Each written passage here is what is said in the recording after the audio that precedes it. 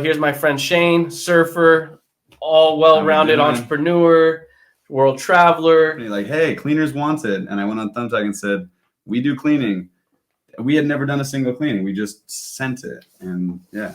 Sometimes I feel like the less you know, in a way, about an industry, the better, because you have the balls to do it. Exactly. Here we go. Shane Fernbaugh. Oh! 3 balls, 2 strikes, pressure is on. This is where we discuss real estate, property improvement, and business. Together, we'll strategize on how to win. Welcome to the Full Count. I think you're like the perfect guest to be on because I find you very cool. You know, you're casual dude, likes to have fun, but you get down to the details in business and get shit done. Thank you. I really appreciate that. Yeah, man. So tell the audience, if you can, what you do in terms of currently with Gliss & Co. Mm-hmm. If you can explain what that is, would be perfect. Okay. So I run a cleaning company / property management group. We've been running the cleaning company for a little over 3 years now, and property management started up about 1 year ago. Okay. And you're a San Diego native, so you're doing this in San Diego? Yes. Yeah. Okay. I grew up in Point Loma, Ocean Beach area, went to Point Loma High School. I was in surf PE all 4 years of high school. Nice. So yeah, I've been playing in the ocean since I was 2 years old, been surfing since I was 8. Yeah, I definitely love the ocean. What does surfing and the ocean do for your mental state of mind? Because I feel like I tend to get along with a lot of surfers. I tell my fiance, I tend to have like good relationships with surfer type people. I think it's just because they're like calm and cool, collected type people. But what would you say it is that like brings you the fascination to surf? I mean, I'm literally addicted to surfing. Here we go. Shane Fernbaugh. Oh! What did I say? First what wave. The fuck? What did I say? That was sick. For me, yeah, the way you brought that up, like mental peace of mind, it provides that for you. If you just got through a crazy breakup or you have a hard day at work and you can just get out in the ocean for 1 hour. Mm-hmm. For me, that's the best way to just relax and reset and, you know, put yourself in a position where you can look at the world from a different perspective, that there's just so much out there, that the world is huge. I mean, we're just a small part of it. Right. And it's just very humbling, you know, when a 12-foot wave crashes on your head, like I'm underwater flowing back and forth. There's not a single soul on the earth that knows where I am. I'm under the water, but I'm out there battling for my life, and I pop back up and it's just me and the ocean, and that's it, period. Right. I have to paddle back out and do my thing. So it's humbling. Yeah. I think you would get along with surfers. That's the word, humbling. Yeah. I think that's right. I think you get along with surfers because they have that perspective that they aren't all that shit, you know, like a lot of people are very cocky nowadays, and I think that it brings you back to earth. I think you're right, because I do find that they're not all, I mean, I'm speaking very vaguely about surfers, right? But a lot of the surfer friends I know, they like to have a good time. They live in the moment. Mm-hmm. And what else? They're not chasing flashy things. Mm-hmm. But you're a little bit different too, where you're ambitious as hell like me. Mm-hmm. So you have like a moment of like, in terms of like calmness, but at the same time, you flip the switch and become a hungry businessman. I'm always trying to find the balance between, I want to be rich as hell and have 10 homes all around the world. Right. But at the same time, I'm a simple guy. If I had a 1-bedroom apartment and I could eat food for the rest of my life and you're happy, had a nice girlfriend and a surfboard, I'm happy. That's all I need. 100%. I'm the same way. So like, I'm very ambitious, just like you, in terms of like wanting all these properties that I can visit, cash flow. But at the same time, buy myself a small place that I can always fall back on. And if I need to fall back on it, and as long as I have enough money to eat, enough money to go out every now and then to a restaurant, go to the ocean, I'm content as hell. Yeah. I don't need anything else from that. Definitely. I see that. Yeah. So that's good, man. Okay. So Gliss & Co., thank you for explaining that. Mm-hmm. How did this get jump started? Okay. So prior to starting Gliss & Co., I was a talent agent in Hollywood for about 2 years. Okay. Working for a commercial agency. It was a startup. through a friend that I met in film school up in Santa Barbara. And yeah, my friend was also super ambitious. He was working for an agency before, learned his thing for about 1.5 years and just ran with it. He's like, I'm going to start my own.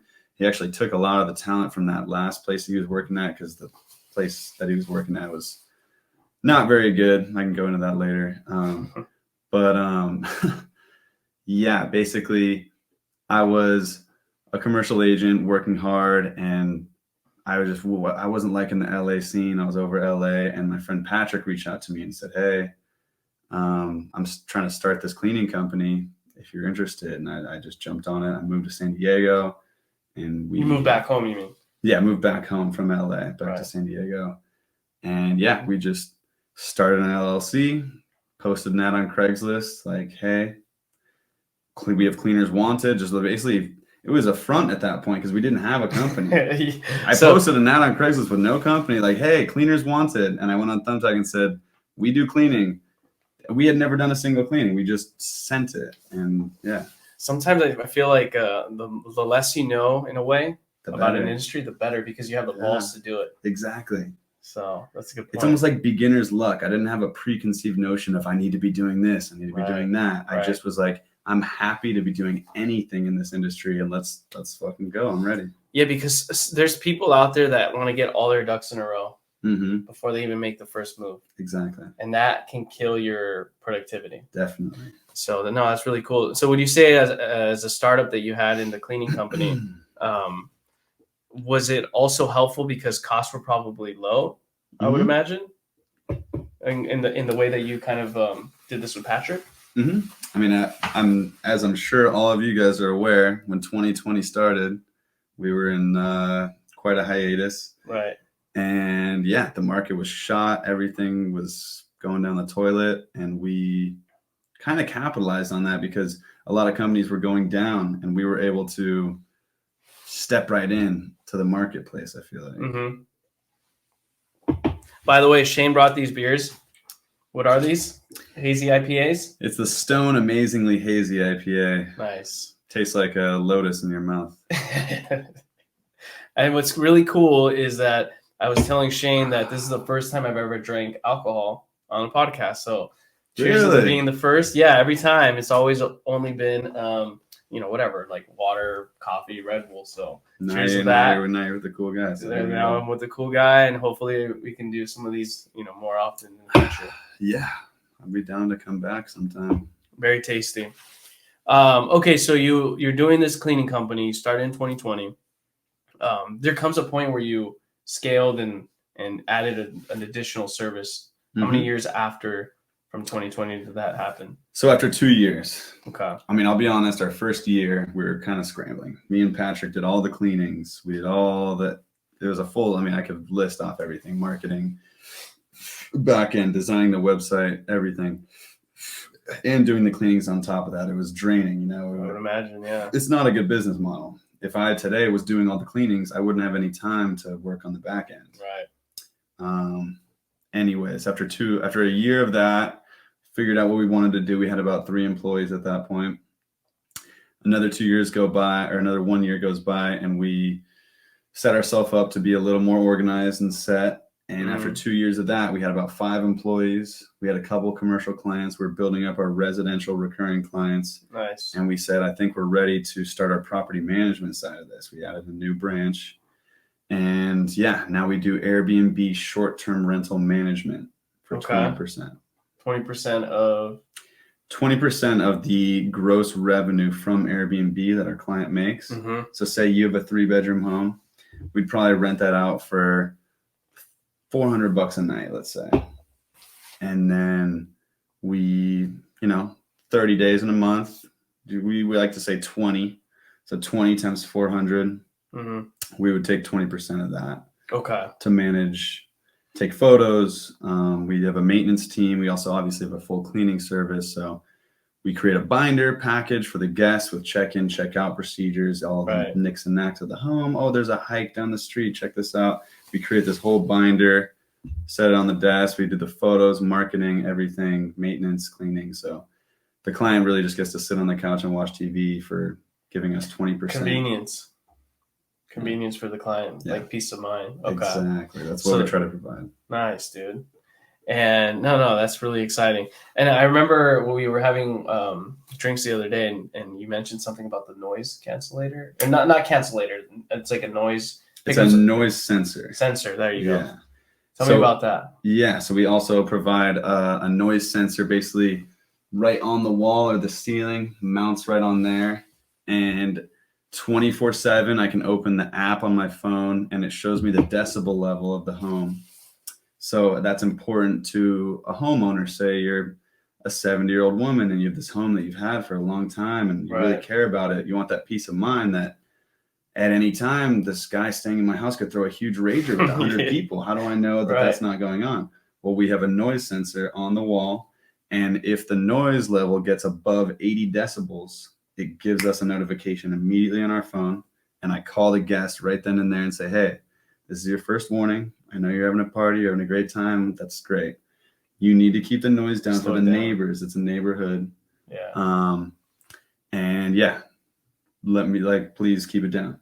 If it happens again, Yeah. What and I happens? tell them, I'm sorry, but I'm going to need to evict you if I have to give you one more warning. This is your second warning. And the third warning, I evict him.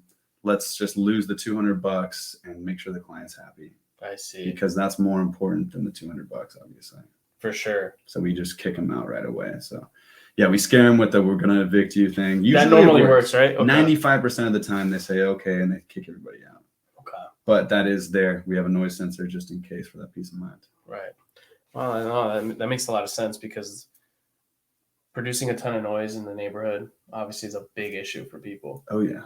Especially for the homeowner. That's probably what they're fearing, right? Like a partier coming in and just destroying their house and making everyone pissed off. Oh yeah. And then they can no longer do Airbnbs. Mm-hmm.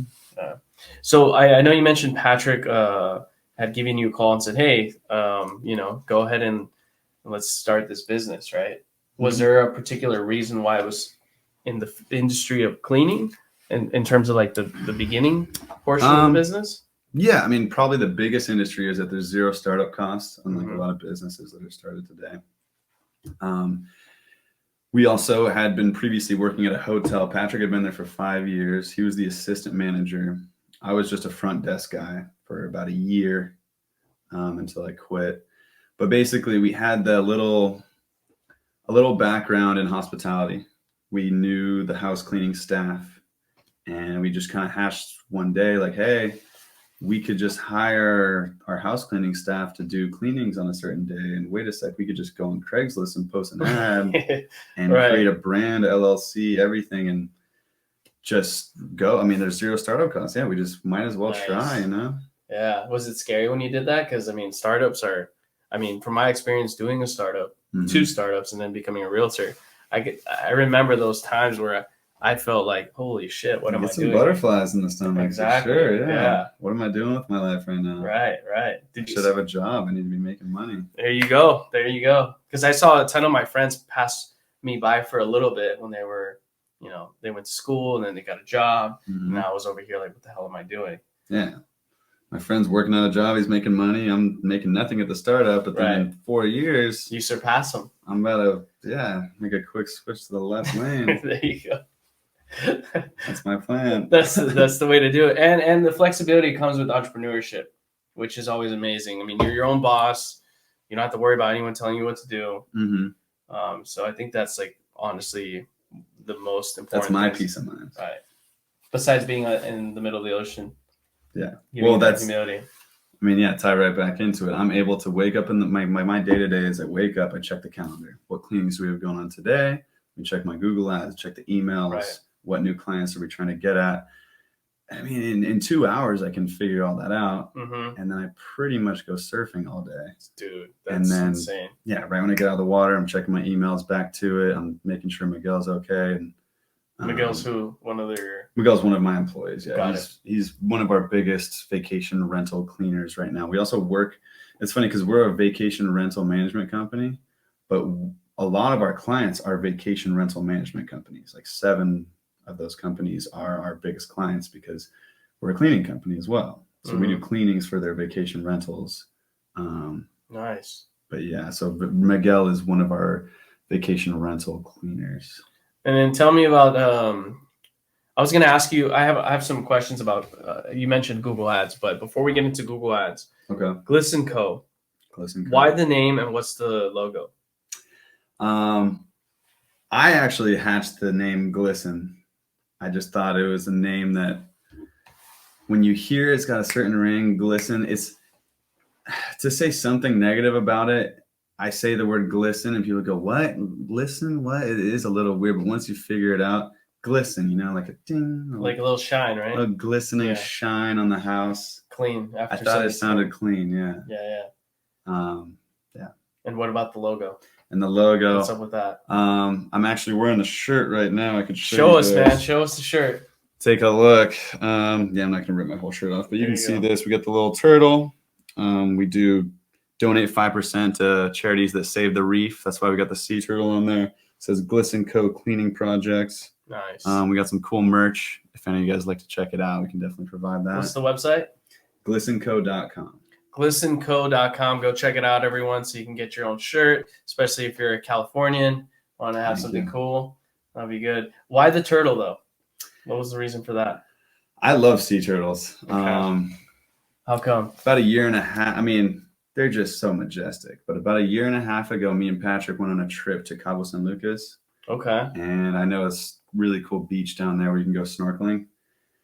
And one day, me and Patrick just by ourselves, we just went to Walmart, bought the snorkeling gear that day, and drove to the beach. And we were diving just out there in this crystal clear 88-degree water. And Patrick, at one point, I will never forget, he grabbed my shoulder underwater, like, Shane, look this way. And he points this way, and there's it must have been at least 5 feet long, huge sea turtle just flying through the water, flapping his wings. And I literally grabbed the shell and rode him for a while. You did? For real? Oh, yeah. I was riding that thing. They're friendly with people? I'll never.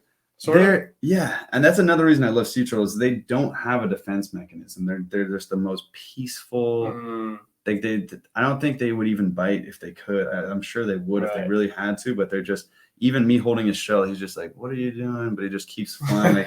He's just so majestic. That's and funny. Reminds me of the Finding Nemo movie where the guy's I think it's a surfer voice, and he kind of sounds like he's a little high a little bit. And he's just chilling, right? He's all fried and shit. Yeah. Fried. He's like a surfer guy. I mean, I think they created that character in that way because sea turtles are just like that. Right. He's like, what's up, man? Yeah, he's just very easygoing. So there's a reason for the logo. So, I mean, I'll never forget that day. That really cemented in my mind just the beauty of the ocean. And it was just a very eye-opening experience for me. Wow, that sea turtle is just out here.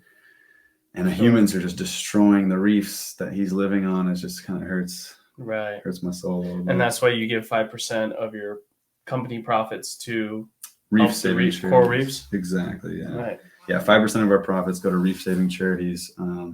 Oceana, Save the Reef. There's a lot of companies, but... Because reefs are... real quick. Our plan is to make enough money to actually make a difference in cleaning up our oceans because I was going to say coral reefs are equivalent to land. And when it comes to land, like plants and trees, they give oxygen, right? Mm-hmm. Coral reefs do the same things, but in the ocean. Mm-hmm. Exactly. Got it. In fact, the trees, everybody thinks, oh, the trees make all the oxygen. They make about 20 to 25% of the oxygen we breathe. The other 75% is created by reefs in the ocean. Wow. A lot of people don't know that, but yeah, once the fishing industry kills all the fish in the ocean and the reefs start to die, nothing on this planet that's walking the earth is going to be able to breathe. We're all going to die. So yeah, I think we should invest into saving the reefs for sure. Mm-hmm. Is that an outlook that most surfers have in terms of, do you guys all kind of talk about that? Oh, yeah. Coral reefs? Yeah. I mean, almost every surfer I talk to cares about the ocean enough to actually do something about it. I mean, I pick up trash on my way out of the ocean on the way to the showers. I'm picking up trash in the sand every day. I think if we can all set an example and try to just do what you can, pick up 2 pieces of trash per day. If all 8 billion of us did that, I think it would really make a difference. Helpful. Yeah. What's your favorite beach to surf? Favorite beach? That's a hard one. I know OB's where you kind of I surf Sunset Cliffs Sunset Cliffs. almost every day. My favorite wave in California is El Capitan State Beach. Where's that? Just north of Santa Barbara. Okay. That's a really good point. I actually should not be saying this. Do not go surf there. You're just letting the secret out, dude. Holy That's shit. between you and I. Okay. You know, I shouldn't have asked you that. That's my Damn, bad. that's fucked up. Actually. Where's a good beach to go to? The OB Pier. OB Pier. The OB Pier. That's or where you should HB all Pier. go. HB. HB Pier. HB. HB. Yeah. That's funny. I mean, I want to definitely take up surfing eventually. I know I've told you this, but dude, I don't make the time. You could if you chose to. I know you know. have the time. Everybody has the time. Everybody has the time. I know. But they all say, I just don't have the time. Yeah. It's a lie. I'll be real with you. It's a lie. I know. No, I invest my time in other things, but I definitely should probably shift some of my hobbies to maybe that. You out of anyone, I feel bad saying that because I know you do Yeah. really organize and set your time. You're a very productive guy. Super productive. That's anything and everything amazing. I do, I need to see a return of some sort. I work like 7 days a week. Wow. Yeah. But I enjoy it. I enjoy it for now because I don't want to do this forever. Exactly. But I'm a young dude. When like you're you. young, hustle. Yeah. Right. So yeah. Okay, so let's go back to Google Ads. Google Ads, is that's a way of you getting clientele, right? Definitely. So we invest about $2,000 per month in SEO marketing alone just to rerun our backlinks, our CTR. We want to get our conversion rates up. You know, the way that Google's algorithm reads our website is everything moving into the future. Because if they have a thing, if you look at, say, 10 people call a house cleaning company in one day, obviously it's more than that, but out of 10, 9 out of 10 found that person on Google. And the one old lady that like made a call out of the yellow pages, you know. But like moving into the future, that's where it is. Making sure that Google's algorithm is reading you well is very important for sure. And it's getting more and more and more important as we move on. Now, what's the difference between going directly to Google Ads versus, and I'm asking you because it's important to me as a business person, and then other people that are watching are into like business startups. So Google Ads, going directly and paying them directly, what's the difference between doing that, or what's the result outcome of doing that versus like paying someone that does SEO, like a marketing agency of some sort? Well, you should be doing both. Okay. I would argue that you could kind of choose paying $1,000 on Google Ads versus paying $1,000 for SEO. Right now, this month, it's probably gonna do about the same thing. But investing in your SEO first as a base is going to set you up for success. And then if you do Google Ads on top of that, it becomes an exponentially greater odd that you're going to get seen because your algorithm's up and you're advertising on top of that on Google Ads. If you just do Google Ads, it'll be great. And the second you stop paying for Google Ads, it's all gone. But you're setting a base and you're throwing a little exponential AdWords on top of that is definitely the way to do it, I would say. So then it's a matter of, from how I interpret what you just said, it's a matter of doing SEO as like the foundation. And then you add Google Ads to exponentially build up the business in terms of the marketing. But so would you say like implementing SEO or hire a person specifically for that, like every quarter to set you up for that and continue the Google Ads, or? I think Google Ads Google Ads is a means to an end. Like you're definitely, if you pay $500 a month, $2,000 a month for Google Ads, it's going to push your name to the top of the list. The second you stop paying Google, they don't care about you. You go back down.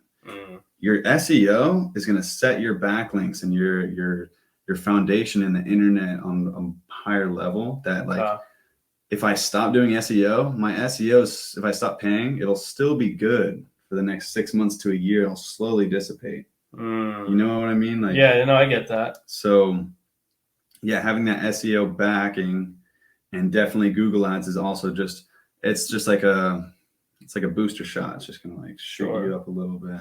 Now, is this separate from doing social media? Instagram, TikTok, Facebook? No, we definitely post on Instagram every No, I know, day. but is it a different sort of like an algorithm in terms of picking you up on Google? I would say in a way, right? Sorry, rephrase. Is Google Ads a different? Is Google Ads like if you just do Google Ads, but if you don't do social media, will you still be okay, or should you also do social media at the same time as Google Ads? You Like, would does it be help Google Ads? okay. Okay. I think okay is a good word to describe it. You want to be doing Google Ads and SEO and Instagram and Facebook. Got it. Definitely. So LinkedIn. sponsoring is good on Yeah. Instagram and things like that. Instagram promotions are good depending on the market that you're in. Okay. So if I was a TikTok star, then yeah, investing on Instagram would be huge for sure. If I'm a construction company, okay, house cleaning is more, a 50-year-old mom wants a house cleaning because she's tired of picking up after her kids. So Right. she's not exactly an Instagram activist. For our market, it's not the best. We don't invest a lot of our money into Google or into Instagram ads because of the market that we're in. But it is important. We definitely post on our story 3 times a day. We post on our Instagram every day.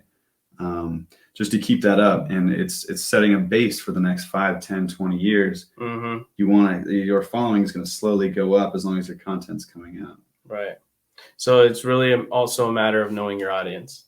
Definitely know your audience, yeah, and that's from there. Choose which market you want to put your money into. So for us, maybe Instagram might not be the best, but have you heard of Nextdoor? Yeah, that's good. So Nextdoor for a cleaning company, that's really good because that's all old ladies whining about traffic or and men. bullshit. Yeah. So that's the market we're trying to get into. Yeah.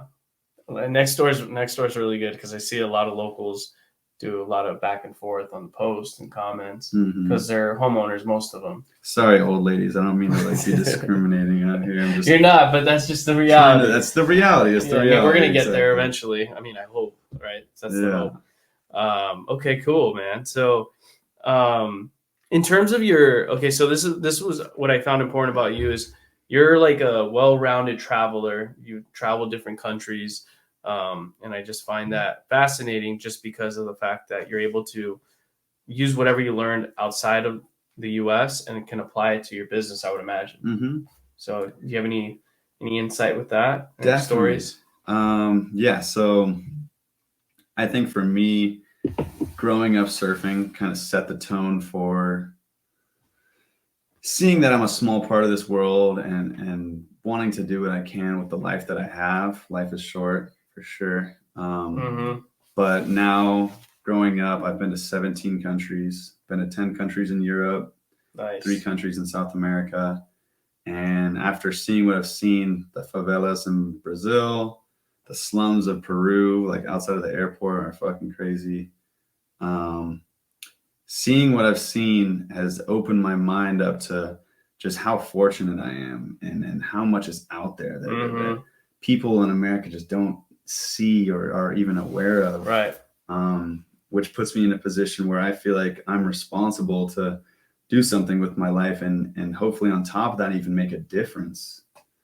It's trying to donate to charities that save the reef, whatever, and really make something of myself. Right. Yeah, because I feel that a lot of people that stay here in the States and they don't travel, they don't know how good we have it here. Like you were saying, the favelas and the slums of Peru, things like that. Yeah, no, that's huge. But I think you had mentioned earlier to me from when we were hanging out the other day about communication. Can you tell us like how you tie that back into your business from what you learned when you're traveling? Because there's a lot of different people that live in the States, different ethnicities, cultures. So I guess I learned how to communicate with more facets of like types of people, I will say one time I was on an island called Florianopolis in Brazil on a surf trip, and we just went to go surfing. We didn't know, but apparently it was fishing season the month that we were there. So certain beaches on the island where they would have signs on the beach like you're not allowed to surf here, like no one can go in the water because you're going to scare away the fish. It's like a special fishing season. And usually we respected the rules, but this one day it was really good. We were like, fuck it, let's go. We just ran out there and surfed. about 45 minutes into our surf session, we could just hear this like roar in the background. Like, what is that? And we look on the beach and there's like 30 fishermen with scythes and swords and giant knives and with weapons. Yeah, they're screaming, like waving at us to go in Portuguese, and we're like, all right, we got to go in at some point, so let's ride in and talk to them. How many guys are in the ocean surfing with you? It's me, my boy Nick, and Danny and Christian, his two little brothers, so 4 guys. 4 guys. Yeah, you guys would have no chance. No, we're just soaking wet, freezing in wetsuits with surfboards. Yeah, right. No chance. And yeah, we ran up. My buddy Nick thankfully spoke a little Portuguese, so he was able to be like, "Hey man, I'm sorry. Like, we're just trying to surf. Like, I respect you. I'm sorry." And he like kind of was okay with it, but at some point was like, "Fuck you," and literally stuck a sight into his surfboard. Wow. He had to like yank it out, and he was like, "All right, I'm done reasoning with these guys. Let's just start running. Like, we need to get out of here to save our lives right now." We all started sprinting down the beach, and once we started doing that, they started it was like a movie. Like, they're chasing us down the beach. Do you feel like all your your heartbeats like throbbing and on your neck? Do you is that you feel like you feel everything, right? Right now I feel fine, but yeah, no. Then it felt like a movie. I thought I was gonna die. Literally, I thought I was gonna die. It was a life-changing experience. Learned that you can't pussyfoot around. You gotta be able to stand your ground. You gotta know how to talk to people. You gotta know how to be there and have a presence. So from that experience, what did you realize about yourself in the business world? That anything can happen at any time. Yeah. You got to be ready for anything. I mean, I could have a client that's ready to shut my business down with a horrible review, or do something that could really tarnish our name, like whatever. Right. And I got to be ready to deal with that in the best way that I can, and not hesitate, and just be ready to act at any moment. Okay. So did you realize that you weren't super the nervous type at that time? You kind of like you were definitely nervous, but you were able to handle your own in a way. Yeah. And escape. I mean, my nerves aren't made of steel, but I was able to stand up, turn around, and make sure I was doing what I needed to be doing at that moment. Yeah. Right. Good. Well, no, I mean, this is great. But in closing, I want to ask you about and you might have covered a little bit, but because this is full count channel, right? So pressure moment 3-2, you're either going to make it on base or you're going to get. That was a high pressure moment right there. That sounds like it. But do you have another full count moment where you had a bunch of pressure and you were able to overcome it, or in that case, escape it? Yeah. What did you say? One time I was on a bus with my buddy Cyrus. We were crossing the border from Denmark into Sweden, and we did have a little bit of hash in our pocket, because Denmark's fucking awesome. They don't give a fuck. Sweden, on the other hand, does give a fuck. No. We thought it was going to be all good. We had a little bit of hash, and the Swedish government brings these drug dogs onto the freaking bus. They sniff it out, and they pulled us into the police station and made us get fully naked, stripped us down, ripped our assholes open to search for drugs and all this shit. And me and my friend Cyrus were like, "Nah, man, I don't know what you're talking about." He's like, "What is this? What is this?" He's holding a Ziploc bag with 0.1 hash. We had nothing. All right. He's like, "What is this? What is this?" I don't know. It's like a button bag. It's just like a button bag. I don't know. I don't know what that is.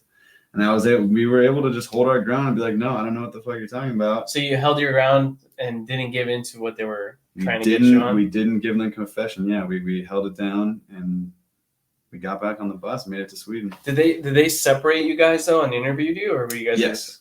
So that sounds to me like loyalty, like a lesson of loyalty. Oh, right? definitely. So you guys all kind of had your own stories lined up. We had that. We were being pulled into holding together, and then we had that last look don't tell them shit. And we both knew, we both just held it down and didn't say anything. And wow, made it to Sweden somehow. That's scary, going dude. to jail. Yeah, I could have just been in Swedish jail right there. I don't know how I would have called my parents or whatever. You definitely do some. It's a matter of doing some research beforehand, then, just in case. But to tie it back, I think that confidence really saved my life right there. I was able Right. to just say, no, I don't know what you're talking about at all. And at some point he bought it. He was like, whatever, let's just throw it away and let these guys go. Okay. If we had admitted it, they You probably would've would been have thrown screwed. us into booking and all that. Yeah. Well, most people, I think the majority of the population would have gotten scared and given in. Yeah. I would say about And 75% of people will probably do I that. think entrepreneurs have to have a backbone to like be in this environment where we don't know when we're getting paid Oh, yeah. all the time. We don't know the outcome. We don't have a safety net most of the time. So I think that's really important because I saw years ago a video of 50 Cent talking about the rapper, right? I got you. So anyways, he said he's been around like the worst shit, right?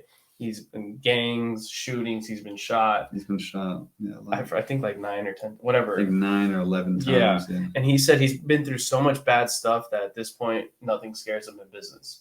So he could be going through a bankruptcy and he reflects on what he went through, which sounds like what you did. Yeah. If you've been shot 11 times, you get into a business meeting and your nerves of steel. And, and the people might be smarter than you, have more money than you, but you really don't care. But he's going to hold his price firm. Right. He doesn't right. care. In He'll negotiating, that's lose it. the client. In negotiating, that's Yeah. everything. Yeah. Is the balls of steel. Mm-hmm. Which it sounds like a cliche, but it's so true. Right. Having the nerves to not care Right. will make the business deal in the end of the day. Right. What is that like? Being willing to lose the client or being willing to not be desperate makes the other party be like, oh shoot, he's willing to walk away from the table. He's not bluffing. Mm-hmm. I should probably give it to him. And if you look at psychology, I mean, your body language tells a lot. Yeah. The way that you have so many muscles in your face, and subconsciously we're able to read each other's faces in Right. ways that we can't even understand. Right. But in a business meeting, if I'm kind of shook and unsure of what I'm doing and I'm shaking, you're going to sense that and you're going to feel like you're going to have the upper hand and you're going to tell me, hey, I'm only going to do it for 15%. But if I'm like, sorry, I don't care what you want, 20%, whatever, Right. you'll probably lose the domination and you'll be like, okay, 20%. Like that little subtlety of holding it down. Psychology, Yeah. that little holding it down and showing that you do not Yeah. care at all, Yeah. really will make or break a business deal sometimes. Right. That's funny because years ago I watched the movie with Leonardo DiCaprio. I don't know if you've seen it, Aviator. He's love that Howard movie. Hughes. Yeah, I love that movie.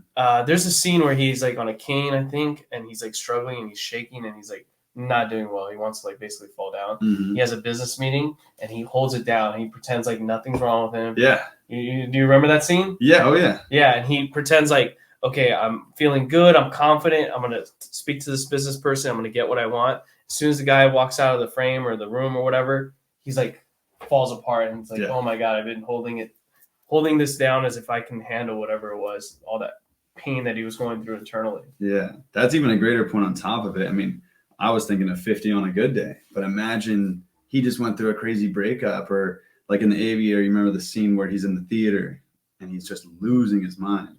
When he goes to the bathroom, is that it? No, he's in his own home movie theater, losing his mind. Yeah, for yeah, weeks yeah. on end. Yeah. And then after that is that scene you were talking about where he does the business deal, whatever. I mean, on a day when you feel at your worst, still being able to hold that confidence and make something happen. 100%. That's even, that's crazy. Because, dude, sometimes when I'm working as a realtor, there's moments where I'm sleep deprived. I haven't ate.